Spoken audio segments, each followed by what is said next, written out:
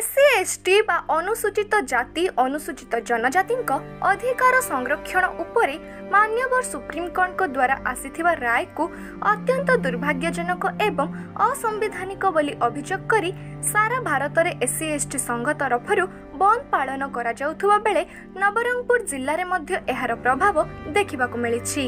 SC ST संगठन मिलित मंच तरफरु नवरंगपुर जिल्ला रे बंद पालन करा जाउछि।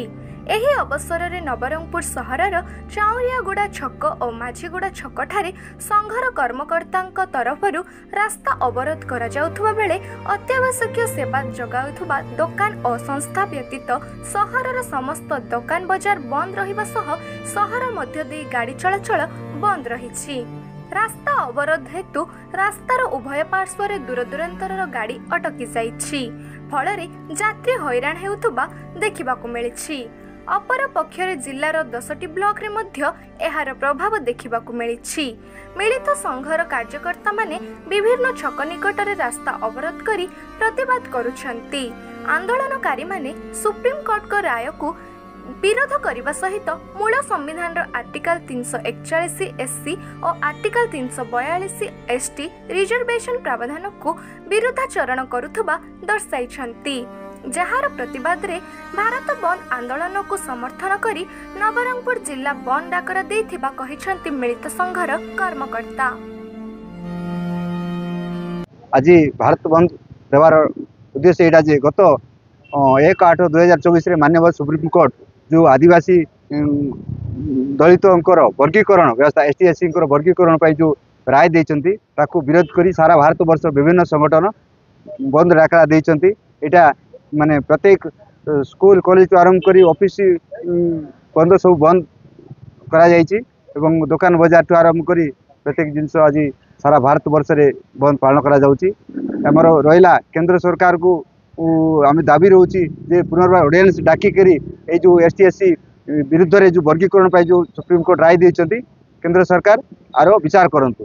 नवरंगपुर पूरा सफल सर चारियाडे आम बंद करछु। प्रत्येक ब्लॉक स्तर रे बंद करा जाइछि।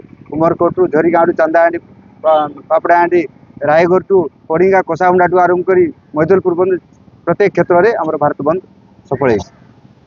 आज जो आमर भारत बर्षर एसटीएससी राष्ट्रीय संगठन गुड़ाक जो सुप्रीम कोर्ट राय को विरोध करिकी प्रतिवाद करिकी जो बंद डाकरा देइथिले से बंद डाकरा रे नवरंगपुर जिला एसटीएससी संगठन मिलित मंच मध्य आम सपोर्ट जनईकरी आम एटा बंद करिछु एवं नवरंगपुर बहु मात्रा रे सफल होईछि एवं आमर क्रिकेटिंग चली सबु जगार आपणकर नवरंगपुर जिलार जो 10 गोटी ब्लॉक अच्छी 10 गोटी ब्लॉक प्रत्येक हेडक्वार्टर में सबु जगार आम स्ट्राइक चलती और प्रोटेस्ट चली।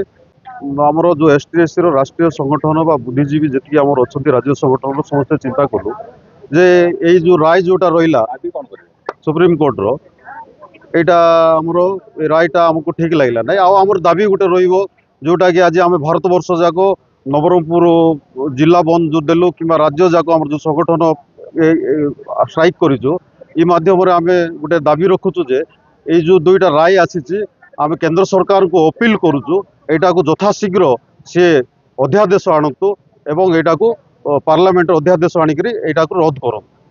आपण मानकर मूवी तो देखि पारथिबे माने नवरंगपुर जिला रे समस्त एसटी एसटी महासंघ तरफ समस्त संगठन गुड़ाक मिलित भाव में आज बंद करा जायछि। समस्ते ये बंद को समर्थन करछन्ती एवं दुकान बाजार अकचक सब बंद होइछि और एटा होछि अगस्त 1 तारिख जो माननीय सुप्रीम कोर्ट जो रायटा देइथिले से राय उपरे समस्ते असंतोष प्रकाश करछन्ती एसटीएससी माने। तेणुकर ये राय जदि आसीबो ताहले गोटे परिवार भितर भाई भाई को विभाजन करला बळिया मने करा जाउछि। तेणुकर ये राय नै कि राय देइथान्ते कि न देइथान्ते अलगा जिंस किंतु आमर पार्लियामेंट रे जेतेबेले कोनोसी प्रकार आलोचना न होई कि बा पार्लियामेंट रे कोनोसी प्रकार प्रस्ताव आगत न करके सुप्रीम कोर्ट सीधा सड़क भाव राय दे दीजिए। तेणुकर आम एटा संपूर्ण भाव में विरोध करुँ और ये राय को लेकिन जदि से फेरस्त न नि रद्द न करती ताले निश्चित भाव में आगामी दिन में ये आम नवरंगपुर जिला तो छाड़ सारा भारत वर्ष नहीं कि आमर एससी एसटी महासंघ समस्त राजरास्ता को लेबे एवं अनिर्दिष्ट काल नहीं कि ये राय नहीं कि आमर जो विपक्ष आसी राय को लेकिन तुरंत से प्रत्याहार करने आम अनुरोध करूँ एवं जो दिन पर्यंत प्रत्याहार न हो से दिन पर्यंत अनिर्दिष्ट काल नहीं कि आम प्रस्तुत रही आम ये पिकेटिंग एवं स्ट्राइक करने। ଏହି ଭିଡ଼ିଓଟି ଆପଣମାନଙ୍କୁ ଭଲ ଲାଗିଥିଲେ ଲାଇକ୍, ସେୟାର, କमेଣ୍ଟ, ସବସ୍କ୍ରାइब କରନ୍ତୁ।